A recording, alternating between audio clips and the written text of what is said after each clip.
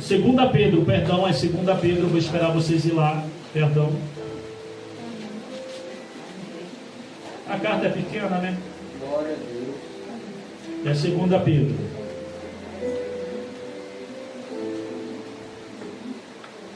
Amém? Amém. Assim diz: Simão Pedro, servo e apóstolo de Jesus Cristo, aos que conosco alcançaram fé igualmente preciosa pela justiça de nosso Deus e Salvador Jesus Cristo. Veja que ele está falando com os crentes. Veja que ele já está falando com aqueles que aceitaram Jesus.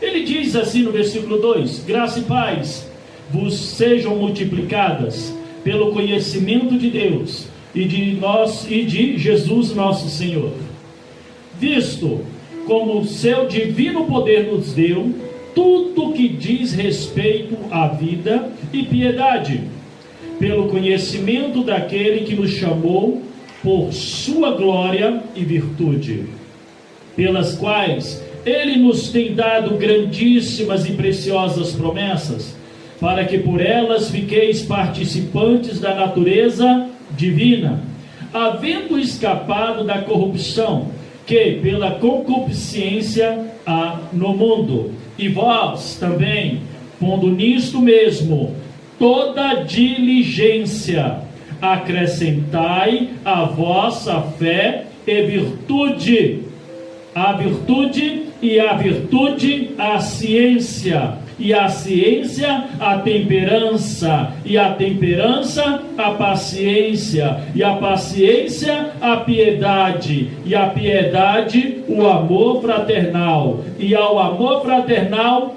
a caridade. Porque se em vós houver e aumentarem estas coisas, não vos deixarão ociosos nem estéreis no conhecimento de nosso Senhor Jesus Cristo.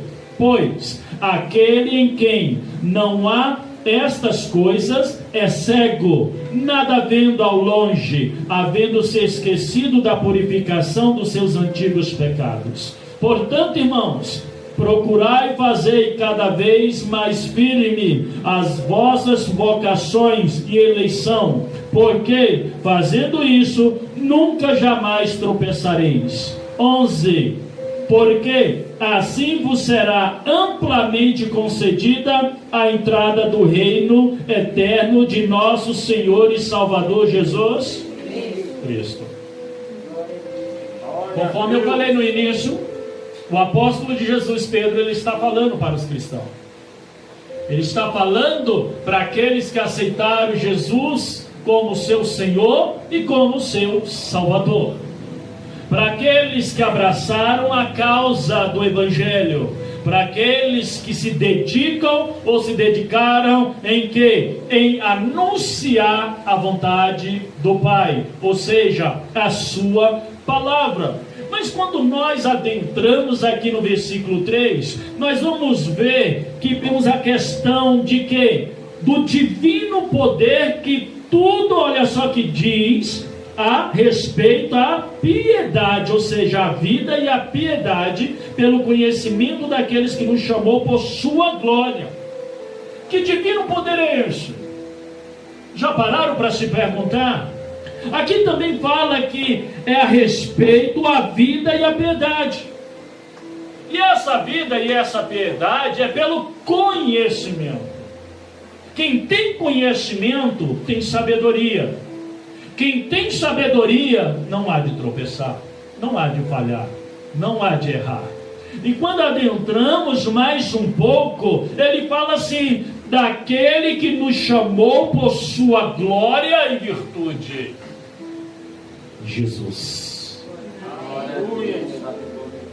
Jesus nos chamou diante da sua glória e de todo o seu poder, porque ele confiou em mim e em você. Ele viu algo em você e em mim que outras pessoas não vêem.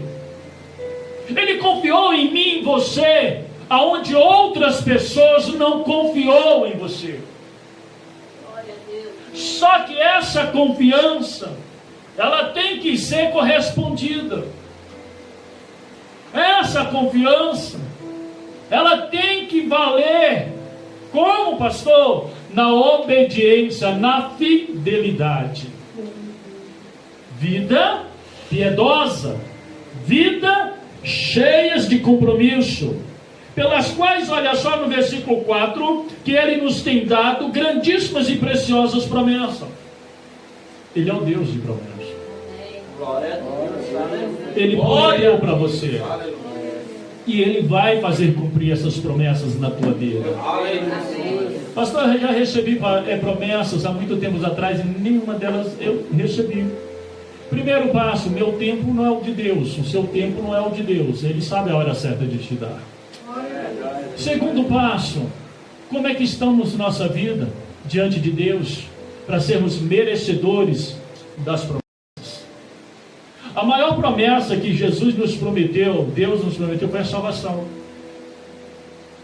É esta promessa que você não pode jamais perder o foco, jamais perder, preste atenção, a direção.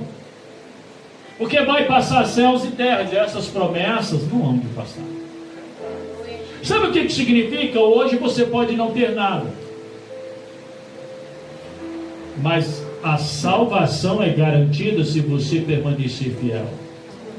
Mas pastor, a palavra de Deus fala que eu também preciso comer do melhor desta terra. Sim, Ele tem o poder para te dar. Mas somos merecedores? Será que estamos sendo merecedores das bênçãos também de Deus? Porque Deus, Ele escolhe quem vai ser rico, quem vai ser pobre. Porque uns foram chamados para ser ricos, outros para serem pobres. Por quê? Porque por muitas vezes aquele pobre, se ele enricar, ele pode se desviar. E alguns ricos que já nascem berço, se ele ficarem pobre também, eles podem se desviar. Acreditam nisso? Aí entra a palavra de Deus também, que fala que Deus usa aqueles que têm para abençoar aqueles que não têm. Ou por muitas vezes usa o ímpio lá fora também para abençoar os santos. E as pessoas às vezes não entendem, porque aquilo que eu falei no início do culto, as pessoas são materialistas. As pessoas não exercem mais a sua fé no Senhor, que tem o poder de dar, assim como tem o poder também de tomar. Não foi isso a palavra de abertura? Ele tem o poder de abrir e tem o poder de fechar. E aquilo que Ele abre, ninguém fecha. E aquilo que Ele fecha, ninguém abre.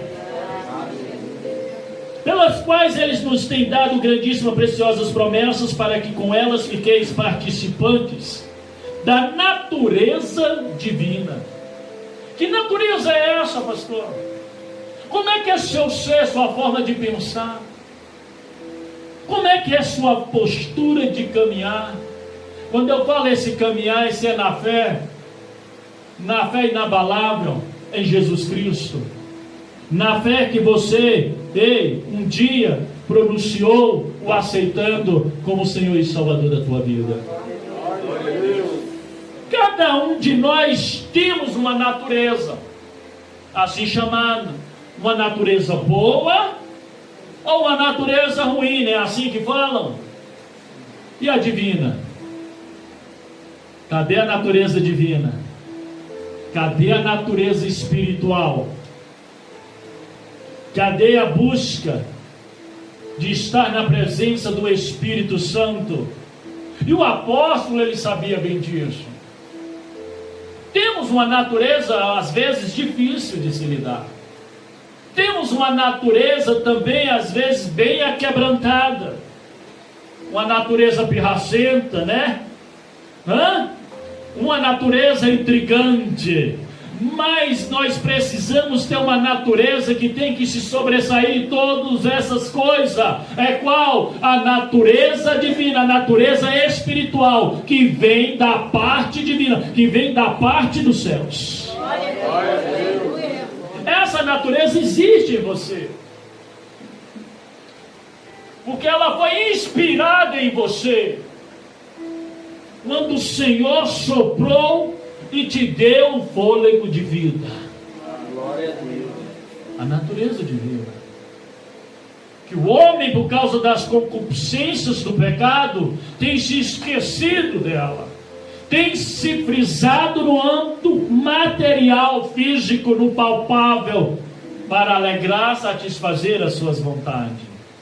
E eu vos afirmo, Jesus ressuscitou. Ele vive, igreja. Ele está sentado à destra do Deus Pai Todo-Poderoso. Glória a Deus. E Ele quer te envolver com essa natureza divina. E vós também pondo nisso mesmo toda a diligência. Olha que coisa linda. Eu e você precisamos entrar nessa diligência. Porque quando eu olho o versículo 4, que é o anterior, complementando da natureza divina, ele fala assim, ó: havendo escapado da corrupção. Essa corrupção é quando eu e você saem da corrupção do pecado. Quando eu e você saem dos prazeres do mundo, aquilo que Satanás tem a oferecer. E ainda ele complementa que pela concupiscência há no mundo. O mundo vai te oferecer muitos prazeres, que é algo passageiro. Vai satisfazer a sua carne, suas vontades, sim. É o mar que nem fala de delícias lá fora. É o mar aonde você vai se alegrar bastante, mas só que é uma alegria passageira. Porque no meio dessa alegria existe traição. Vai existir um Judas.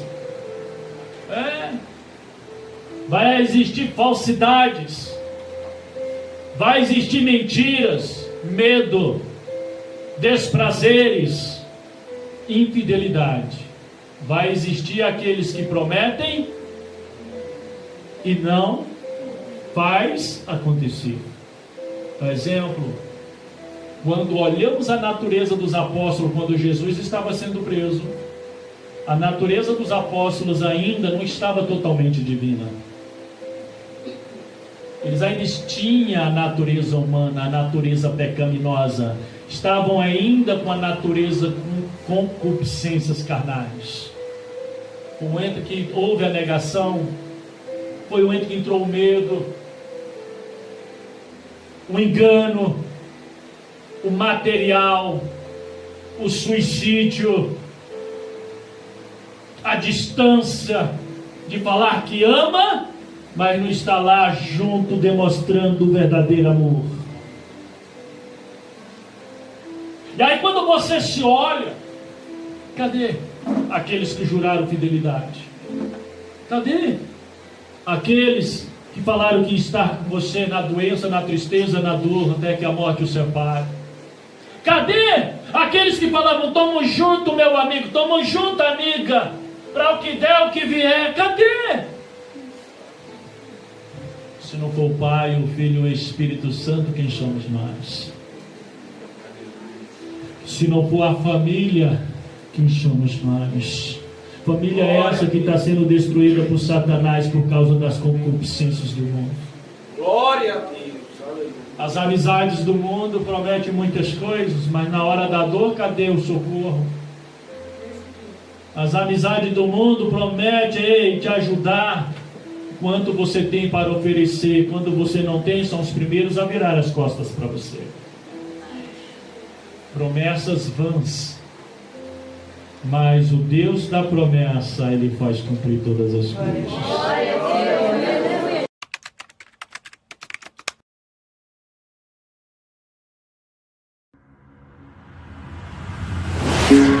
Deus.